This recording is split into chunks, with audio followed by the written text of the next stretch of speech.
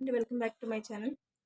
Last వీడియోలో 120 వరకు bits complete చేయడం జరిగింది. ఈ వీడియోలో 122 నుంచి కంటిన్యూషన్ జరుగుతుంది. ఫస్ట్ది 12/5 అను అకరణీయ సంఖ్య వీటి మధ్య ఉండును. ఫస్ట్ వన్ √2 మరియు √3, √3 మరియు సెకండ్ √3 మరియు √5, థర్డ్ √5 మరియు √7, ఫోర్త్ √7 మరియు √11. మనకి 12/5 అన్నారు. సో మనకి √2 వాల్యూ తెలుసు 1.414, √3 వాల్యూ 1.732, √5 వాల్యూ ఎంత వస్తుందంటే 2 పాయింట్ సంథింగ్ వస్తుంది. √7 వాల్యూ కూడా 2 పాయింట్ సంథింగ్ వస్తుంది. సో అలా కాకుండా మనకి 12/5ని మనం సింప్లిఫై చేస్తే ఏమొస్తుంది? 2 5 10, 4, 2.4 వచ్చింది. ఈ 2.4ని మనం హోల్ స్క్వేర్ చేద్దాం. 2.4ని హోల్ స్క్వేర్ చేస్తే మనకి ఏమొస్తుంది? 24 ఎంత అంటే 2.4 × 2.4, 4 4 16, ఒకటి ఉంది 4 2 8 96, 4 2 8, 2 2 4, 6 7. ఎన్ని స్థానాల తర్వాత? ఇక్కడ ఒక స్థానం, ఇక్కడ 2 స్థానాల తర్వాత కాబట్టి 5.76 వచ్చింది. 5.76 వచ్చింది. సో మనకి 5.76 వచ్చింది కాబట్టి దీనికి మనం రూట్ కడితే ఇది వస్తుంది. అంటే ఈ 12.5 అనేది మనకి వేటి మధ్య ఉంటుందంటే ఇది చూడండి, 5.76 స్క్వేర్ రూట్ ఆఫ్ 5.76ని మనం రూట్ తీసేయాలంటే 2.4 వస్తుంది. దీని రూట్ స్క్వేర్ రూట్ ఎంతది? స్క్వేర్ రూట్ ఆఫ్ 5.76 వాల్యూ 2.4 వచ్చింది. అంటే ఈ వాల్యూ అనేది దేని మధ్య ఉంటుంది? √5 మరియు √7 మధ్య. ఎందుకని? వీటి మధ్య అన్నాడు కానీ దానికి ముందు అనలేదు. అంటే √3 వాల్యూ ఎంత మనకి? √2 వాల్యూ 1.414, √3 వాల్యూ 1.732, √5 వాల్యూ ఎంత వచ్చింది? 2.4 వచ్చింది. సో 12.5 అనేది 2.2 √5కి √7కి మధ్యలో ఉంటుంది. ఎందుకని? √5 వాల్యూ ఎంత వచ్చింది? 2.4 వచ్చింది. సో 2.4 అంటే 12 దేని మధ్యలో ఉంటుంది? √5 మరియు √7 మధ్యలో ఉంటుంది. ఆప్షన్ 3 అనేది కరెక్ట్. ఇక్కడ మనకి తెలుగులో ఇచ్చినప్పుడు ఇక్కడ రాంగ్ ఇచ్చారు. ఆప్షన్ 3 అనేది కరెక్ట్. √5కి √7కి మధ్యలో 12/5 యొక్క అకరణీయ సంఖ్య వాల్యూ ఉంటుంది. నెక్స్ట్, n ఒక బేసి ధనపూర్ణ సంఖ్య అయిన n+1 whole cube minus n × n² + 2n + 3 - 2ని నిశేషముగా భాగించే సంఖ్య. ఆప్షన్స్లో 8, 6, 9, 7. సో మనం దీన్ని సింప్లిఫై చేస్తే మనకి n+1 whole cube minus n × n² + 2n + 3 - 2. So a + b whole cube formula ఏంటి? n³ + 1 + 3n × n+1. So ఇక్కడిది bracket ఉంది. n+1 మైనస్ n × n² అంటే n³ ప్లస్ ఇక్కడ మైనస్ n × +2n అంటే 2n² మైనస్ n × 3 అంటే -3n - 2. n³ + 1 plus 3n × n అంటే 3n² plus 3n × 1 అంటే 3n minus n³ minus 2n² minus 3n - 2. So ఇక్కడ cancel అవి ఏమైనా ఉన్నాయంటే ఇక్కడ n³ ఉంది, ఇక్కడ -n³ ఉంది. సో ఇది క్యాన్సిల్ అవుతుంది. ఇక్కడ 3n ఉంది, ఇక్కడ -3n ఉంది. ఇక్కడ 3n² ఉంది, ఇక్కడ -2n² అంటే 3n² - 2n² + 1 - 2 ఉంది. ఇదేమవుతుంది? n² - 1 అవుతుంది. సో ఈ విధంగా వచ్చిన తర్వాత మనం n = 0, 0, 1, 0, 1, 2. n ఒక బేసి ధనపూర్ణ సంఖ్య అన్నారు. అంటే ఇక్కడ బేసి సంఖ్యలు మాత్రమే తీసుకోవాలి. n = 1, 3, 5, 7 ఈ విధంగా తీసుకుంటే మనకి ఇక్కడ n స్క్వేర్లో n వాల్యూ 1 తీసుకుందాం. 1 - 1 అంటే 0 వస్తుంది. 3 తీసుకుందాం. 3 అంటే 3 స్క్వేర్ -1 అంటే 9 - 1 అంటే 8 వస్తుంది. నెక్స్ట్ 5 స్క్వేర్ -1 తీసుకుందాం. 25 - 1 అంటే 24. నెక్స్ట్ 7 స్క్వేర్ తీసుకుందాం. 7 స్క్వేర్ -1 అంటే 49 - 1 ఇది ఎంత వస్తుంది? 48 వస్తుంది. సో ఈ వాల్యూస్ అనేవి దేనితో డివిజిబుల్ అవుతున్నాయి? 8తో డివిజిబుల్ అవుతున్నాయా, 6తో డివిజిబుల్ అవుతున్నాయా, 9తో డివిజిబుల్ అవుతున్నాయా, 7తో డివిజిబుల్ అవుతున్నాయా చూద్దాం. ఇక్కడ 8తో డివిజిబుల్ అవుతున్నాయి. ఎందుకని? 0/8 అంటే 0, 8/8 అంటే 1, 8/24 అంటే ఇది ఎన్ని టైమ్స్? 3 టైమ్స్ క్యాన్సిల్ అవుతుంది 8 టేబుల్లో. ఇందులో 6 టైమ్స్ అంటే విశేషంగా భాగించే సంఖ్య ఏమవుతుందంటే 8. ఆప్షన్ 1 అనేది కరెక్ట్. ప్రాసెస్ అనేది ఈ విధంగా చేసుకురావాలి. నెక్స్ట్ √2 = 1.414, √5 = 2.236 అయినా 1/√10 4 దశాంశ స్థానాల వరకు వాల్యూ అడుగుతున్నారు. మనకి √2 వాల్యూ ఎంత ఇచ్చారు? 1.414. √5 వాల్యూ ఎంత ఇచ్చారు? 2.236 ఇచ్చారు. ఇస్తే మనకి ఇదేమవుతుంది? 1/√10 అన్నారు. 1/√10 వాల్యూ 4 దశాంశ స్థానాలకి అన్నారు కాబట్టి దీన్ని ఏ విధంగా రాయొచ్చు? 1/√10ని అకర్ణీయం చేస్తే √10/√10 చేయొచ్చు కదా. అప్పుడు ఏమవుతుంది? √10/√10 × √10 అంటే 10 వస్తుంది. దీన్ని ఏ విధంగా రాయొచ్చు? √2 ఇక్కడ రాస్తాం.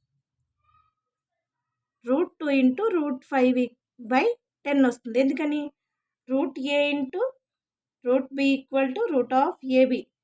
సో మల్టిప్లికేషన్లో రూట్ వాల్యూ ఈ విధంగా చేయొచ్చు. ఇది ఫార్ములా. సో √5 × √2 × √5/10 వచ్చింది కదా. సో √2 వాల్యూ ఎంత?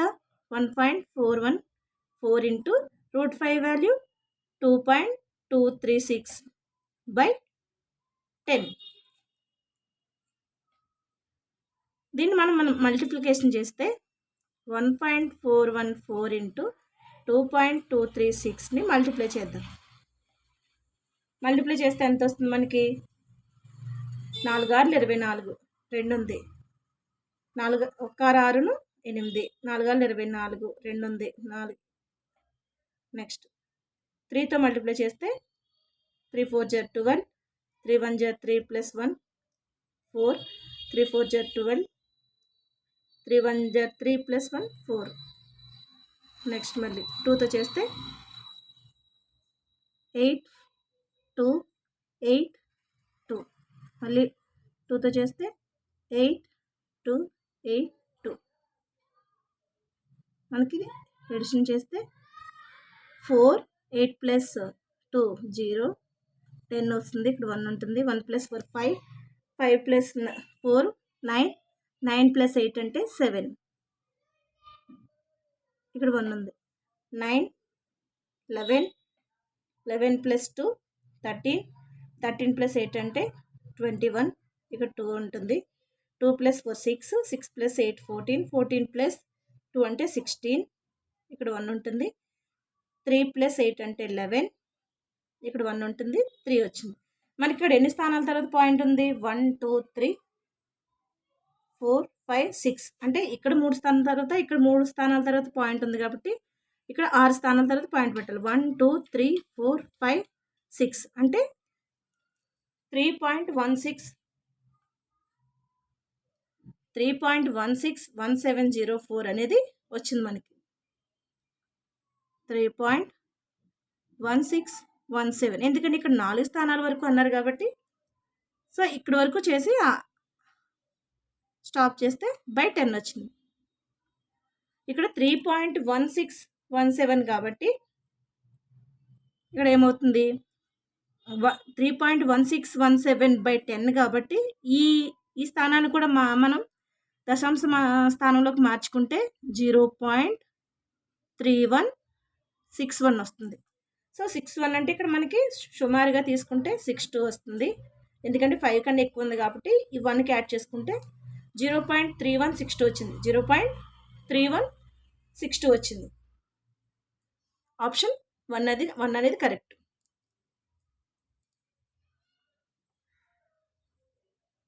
లేదు డైరెక్ట్గా చేస్తామంటే కూడా ఇది మీరు భిన్నం మార్చినప్పుడు ఇబ్బంది పడిపోద్ది. ఎందుకని √10లో ఉంది. 1/√5 × √10 చేస్తే మళ్ళీ దాన్ని 1తో డివిజన్ చేసి అన్ని చేయాలంటే కష్టమవుతుంది. కాబట్టి ఈ విధంగా మనం రేషనలైజ్ చేసుకుని 1/√10 రేషనలైజ్ చేసిన తర్వాత దీన్ని ఈజీగా సింప్లిఫై చేసుకుంటే ఈ విధంగా వస్తుంది. నెక్స్ట్ ఈ A:B 125 చూద్దాం. A:B = 1/3:1/4 మరియు B:C = 1/6:1/5 అయినా A:B:C ఎంత అన్నారు. సో మనకి ఇది A:B B:C మనకి LCM కట్టి చేయాలంటే పెద్ద ప్రాసెస్ అవుతుంది. సో దీనికి సింపుల్గా ఏ విధంగా రాయొచ్చు అంటే A:B = 1/3:1/4 B:C = 1/6:1/5. సో దీన్ని సింప్లిఫై చేయడానికి A:B = 1/3:1/4 B:C కాబట్టి 1/6:1/5 ఇది B:C వాల్యూ. సో మనం దీన్ని 6 తోటి 5 తోటి చేసామనుకోండి వస్తుంది కదా. 1/3 × 1/6 అంటే ఎంత అవుతుంది? 1/18 1/4 × 1/6 కదా. 1/24 1/4 × 1/5 అంతా 1/20 చేస్తే మనకి ఇందులో 2 టేబుల్ క్యాన్సిల్ అవుతుంది కదా. 2 9s 2 12s 2 10s అంటే 1/9 1/12 1/10. సో ఇది ఎలాగా వచ్చిందని అర్థం కాలేదనుకుంటే 1/3:1/4 1/6:1/5 ఇది A:B ఇది B:C. ఫస్ట్ దీంతో మల్టిప్లై చేస్తాం అంటే 1/3 × 1/6 1/4 × 1/6 1/4 × 1/5 చేస్తే మనకి 3 6 18 1/18 1/24 1/20 వచ్చింది.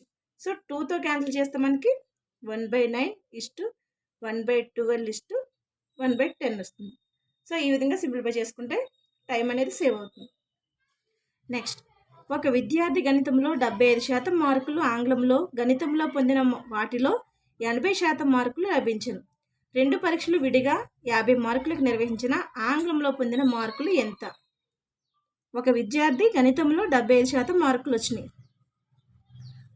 ఆంగ్లంలో గణితంలో పొందిన వాటిలో 80% మార్కులు లభించను. 2 పరీక్షలు విడిగా 50 మార్కులు నిర్వహించిన ఆంగ్లంలో పొందిన మార్కులు ఎంత అంటే మనకి ఎన్ని మార్కులకి 50 మార్కులు పెట్టారు.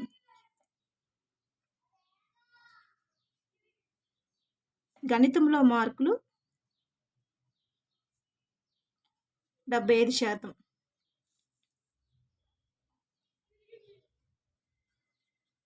ఆంగ్లంలో మార్కులు గణితం మార్కుల్లో 80%. గణితం మార్కుల్లో 80% వచ్చింది. 2 పరీక్షలు విడివిడిగా 50 మార్కులకు నిర్వహించిన ఆంగ్లంలో పొందిన మార్కులు ఎంత అంటే మనకి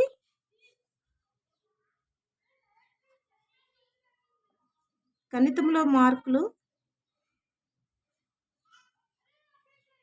ఈక్వల్ టు 75/100 × 50. ఎందుకని 50 మార్క్స్కి అటెంప్ట్ చేశారు.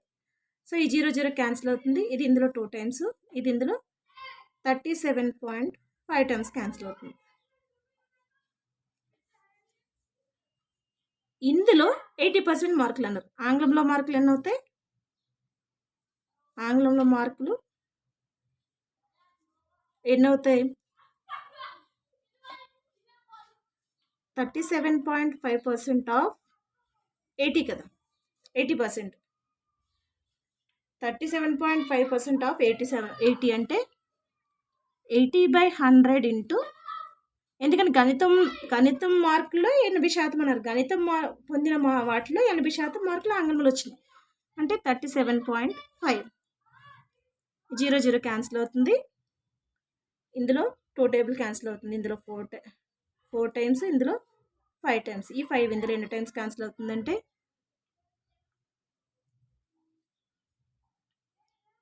7 5 35.550.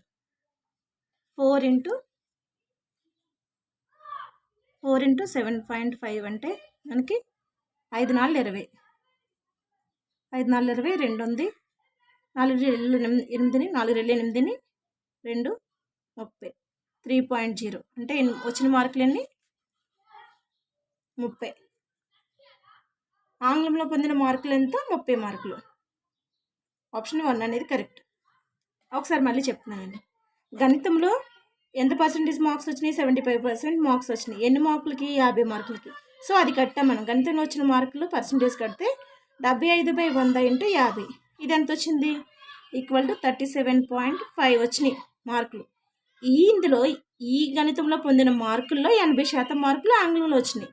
అంటే 37.5 ఆఫ్ 80% ఆఫ్ మార్క్స్ అన్నా పర్లేదు.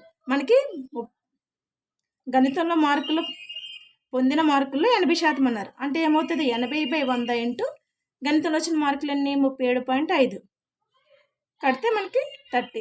ఆంగ్లంలో పొందిన మార్కులు ఎన్ని? 30. నెక్స్ట్, 9 విభిన్న రాశుల సగటు 20. గరిష్టముగానున్న 4 రాశులను 2/3 చొప్పున పెంచుతూ కనిష్టముగా ఉన్న రాశులను 8/3 చొప్పున తగ్గించిన ఏర్పడు సగటు ఎంత అన్నారు. మనకి 9 రాశుల సగటు అంటే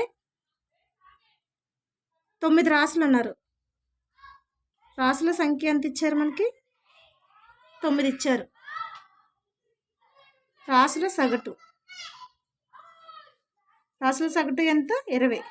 సో రాశుల మొత్తము ఎంత అవుతుంది? రాశుల మొత్తము ఈక్వల్ టు 20 ఇంటూ 9 ఎంత? 180 వచ్చింది. దీనికి గరిష్టముగానున్న 4 రాశులను 2/3 చొప్పున పెంచుతూ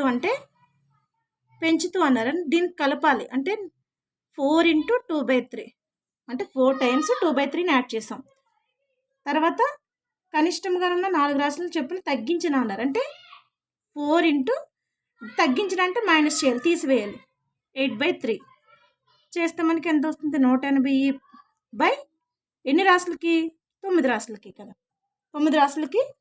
సో 4 రాశులని పెంచుతూ 4 రాశులను తగ్గించాం. అప్పుడు ఏమవుతుంది?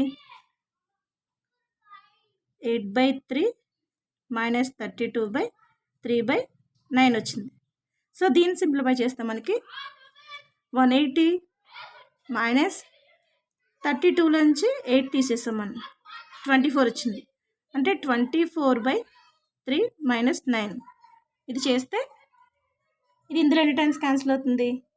8 టైమ్స్. అంటే 180 మైనస్ 8 చేస్తే ఎంత? 2 7 172. 172ని 9తో డివిజిబుల్ చేస్తే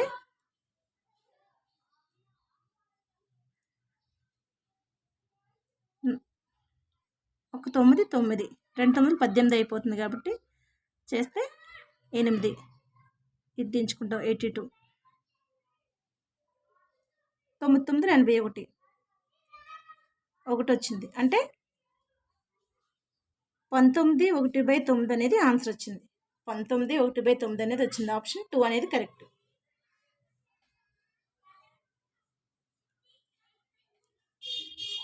ఒకసారి మళ్ళీ ఎక్స్ప్లెయిన్ చేస్తాం. 9 విభిన్న రాశుల సగటు 20. అంటే రాశుల సంఖ్య ఎంత? 9. సగటు ఎంత ఇచ్చారు? 20 ఇచ్చారు. రాశుల మొత్తము ఎంత?